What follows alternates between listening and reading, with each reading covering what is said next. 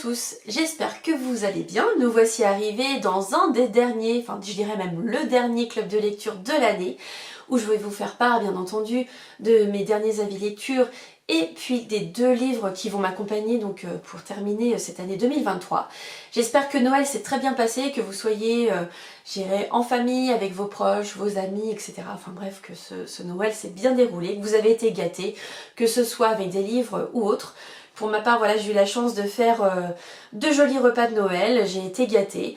Pas de livres, mais ça, voilà, pour ceux qui ont des pales comme moi avec plus de 200 livres, ils vont comprendre que voilà, c'est difficile en fait de trouver un livre qu'on n'a pas ou qu'on n'a pas déjà lu, etc. Donc là-dessus, il n'y a pas de problème. Mais voilà, en tout cas, j'espère que vous avez passé de très bons moments. Donc on va commencer tout d'abord par mes avis lecture.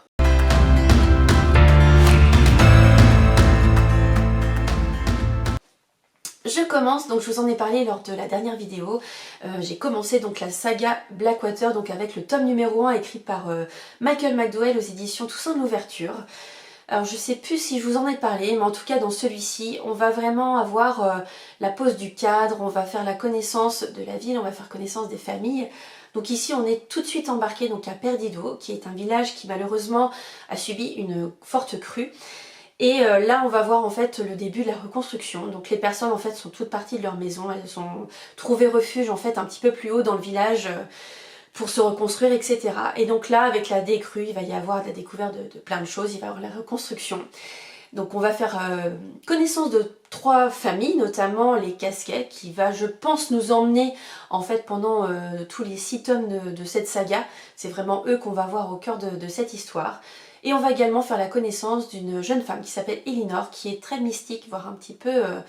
qui apporte aussi un petit peu de fantastique à cette histoire, mais je pense qu'on en saura davantage dans le tome numéro 2.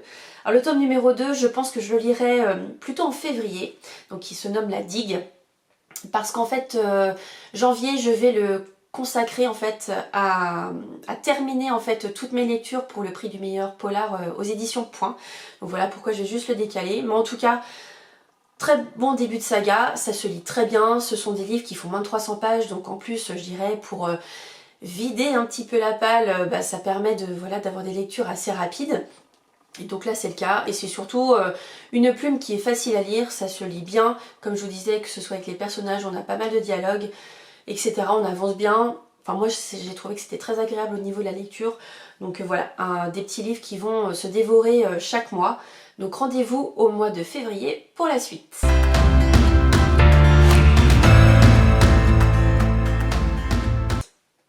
Deuxième avis de lecture, mais cette fois je l'ai lu donc en e-book sur ma liseuse Viblio.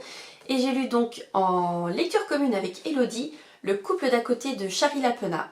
Alors ici en fait on a un jeune couple qui vient d'avoir un enfant, enfin un enfant de 6 mois. Et en fait ils sont invités à aller dîner chez le couple d'à côté pour, voilà, pour partager un moment, sauf que la babysitter en fait du couple en fait ne viendra pas, donc les a lâchés, donc ils essayent de trouver une solution. Et comme le couple chez lequel ils vont n'aime pas forcément les enfants, ils se disent bon bah on va laisser notre petite fille tranquillement à la maison, on va prendre le babyphone, toutes les demi-heures on va venir la voir pour voir que tout va bien et puis pour se rassurer. J'irai, tout se passe bien jusqu'au moment où ils rentrent chez eux à un petit peu plus d'1h du matin, 1h, 1h30, et là ils découvrent un berceau vide. Donc voilà, déjà je dirais l'angoisse arrive, c'est très pesant, très tendu. On va bien entendu avoir, je dirais, ce polar domestique, cette tension, ce huis clos. Je pense que c'est une des caractéristiques de Charlie Lapenat, c'est effectivement avoir peu de personnages et on va en fait les étudier chacun leur tour. On va voir qu'ils sont pas tout lisses, on va voir qu'ils ont plein de choses à nous dire, à nous raconter, il y a des choses qui cachent.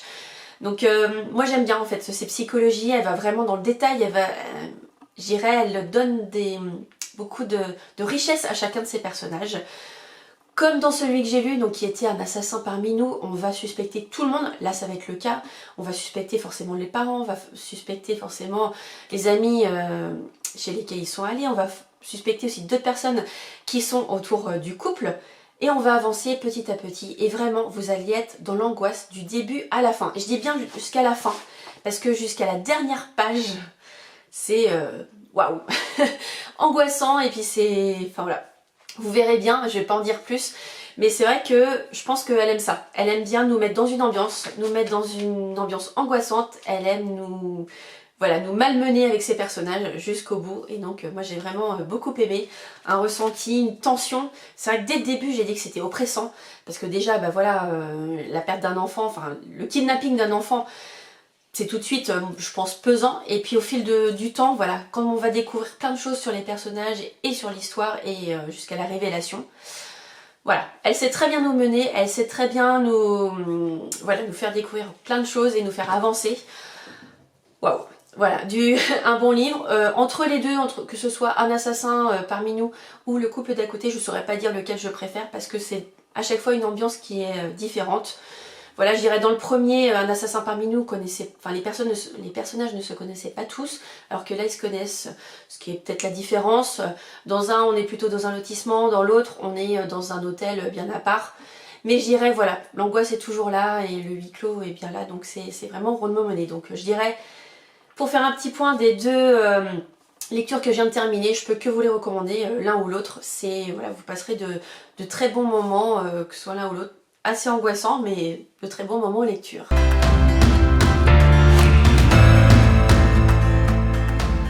Terminé mon année 2023, voilà, sans surprise, je vais lire 2 livres du prix du meilleur polar point. J'ai commencé donc celui-ci de Valerio Varisi, La main de Dieu. Alors attention, c'est un 6e tome, donc avec les enquêtes du commissaire Sonnery. Donc pour l'instant je suis bien, on est vraiment tout de suite dans le feu de l'action. Voilà, il y a un mort qui est retrouvé, l'enquête commence tout de suite.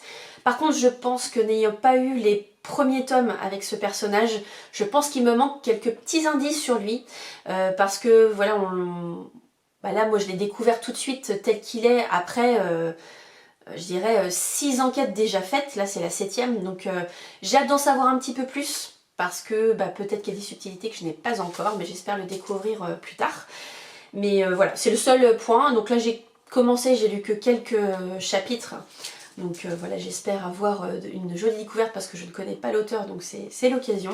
Et le dernier livre qui va accompagner donc mon année 2023, ce sera Crépuscule à Casablanca de Melvina Mestre. Donc là, petit livre de moins de 200 pages, donc là on est bien parce qu'on est déjà le 27, il me reste que 4 jours.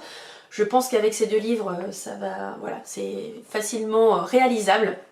Donc voilà les 2 livres qui vont m'accompagner sur la fin de l'année. Moi je vous donnerai donc rendez-vous l'année prochaine. C'est vrai que ça fait bizarre de se dire ça, mais c'est le cas. Je pense que ce sera une vidéo, on va dire basique, standard, avec donc je pense mes avis lecture sur ces 2 livres, et je vous parlerai également de ma lecture en cours. Et pour mon bilan de l'année 2023, je la ferai, cette vidéo là je la ferai un petit peu plus tard. Parce que au niveau boulot, voilà, je vais être assez prise donc jusqu'au 12 janvier. Donc j'ai vraiment envie de prendre le temps de vous faire un bilan de l'année 2023, de mes lectures. J'étais partie sur l'idée en fait de vous présenter le livre de chaque mois que j'ai préféré. Voilà, pour vous donner un bilan. Il y aura peut-être d'autres choses qui s'ajouteront, mais pour l'instant je suis partie là-dessus. Mais voilà, en attendant, je vous souhaite une très belle fin d'année 2023. Rendez-vous en 2024. Et comme d'habitude, je vous souhaite de très bons moments, de très bonnes lectures, et je vous dis à très bientôt. Bye!